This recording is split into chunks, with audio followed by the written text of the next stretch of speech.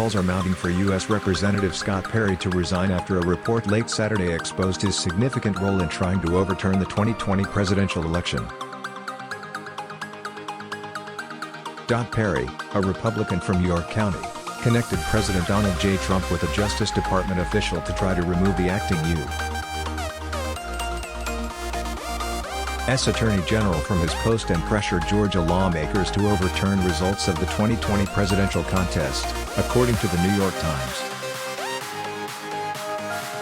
The congressman did not respond to questions from the New York Times before publication. He also did not immediately respond to questions from the USA Today network on Saturday night. It was Perry, according to the report, who made Trump aware that Jeffrey Clark, a relatively obscure Justice Department official and acting chief of the Civil Division, supported the former president's view that the election had been stolen. U.S. Representative Scott Perry. Trump considered firing Acting Attorney General Jeffrey Rosen, who was named to the position after former Attorney General Bill Barr resigned. Both Barr and Rosen did not support Trump's claims that the election was fraudulent or stolen. But in Clark, Trump had an ally in the Justice Department. The president would likely have been unaware of Clark if not for Perry, according to the Times. Perry worked with Clark to craft a plan to pressure Georgia leaders, the report said, citing unnamed former administration officials. As the date for Congress to affirm Mr. Biden's victory neared, Mr. Perry and Mr. Clark discussed a plan to have the Justice Department send a letter to Georgia state lawmakers informing them of an investigation into voter fraud that could invalidate the state's electoral college results, the report said. Former officials who were briefed on the plan said that the department's dozens of voter fraud investigations nationwide had not turned up enough instances of fraud to alter the outcome of the election. There were numerous calls for Perry to resign late Saturday night, some more succinct than others. Representative Malcolm Kenyatta, a Philadelphia Democrat, wrote on Twitter, "Hey at Rep. Scott Perry, resign." Pennsylvania Attorney General Josh Shapiro said in a tweet, "Representative Perry ought to familiarize himself with Section 3 of the 14th Amendment of our Constitution. There must be consequences for this conduct." Perry was one of Trump's first supporters during the 2016 election and was instrumental in spreading the former president's false claims that the 2020 election was stolen.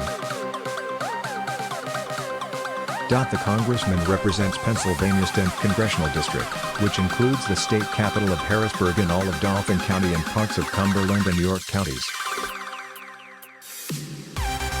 He is a retired Pennsylvania Army National Guard Brigadier General after serving for nearly 40 years in multiple deployments, including during combat in Iraq. Perry, 58, was first elected to Congress in 2012 and gradually moved further to the right, ultimately embracing most of Trump's claims and conspiracy theories. After the pro-Trump mob attack at the U.S. Capitol on January 6, Perry led a House floor objection to Pennsylvania's election results. The day before the attack, he said it was his duty to share concerns because Republicans in the Pennsylvania General Assembly had asked Congress to delay the certification of election results. Some state Republican leaders had received calls from Trump to overturn the election. Perry's main argument had been to delay to allow time for due process or an investigation into irregularities in the Pennsylvania election. The Trump campaign filed more than 60 lawsuits regarding the 2020 presidential election, and it lost all of them. Conservative and liberal judges alike either dismissed or ruled against the Trump campaign, often noting the campaign failed to prove or provide evidence of widespread fraud. Perry condemned any violence and criminal acts taking place after the attack on the U.S. Capitol, but he supported the president's claims before and after the insurrection. Voters and lawmakers, mostly Democrats, called for Perry to resign because, even after the insurrection, he objected to certifying Pennsylvania's election results, sending the House and Senate into debate. Some of his colleagues had backed off objections, but he pressed forward, and the election of President Joe Biden and Vice President Kamala Harris wasn't certified until after 3 a.m. January 7. At the time, Perry issued a one-word statement in response to calls for his resignation: "No." When the U.S. House a week later impeached Trump for a second time, saying he incited the attack on the Capitol, Perry voted against it. "Absolutely no one in our nation deserves punishment without due process, no one," Perry said after the vote.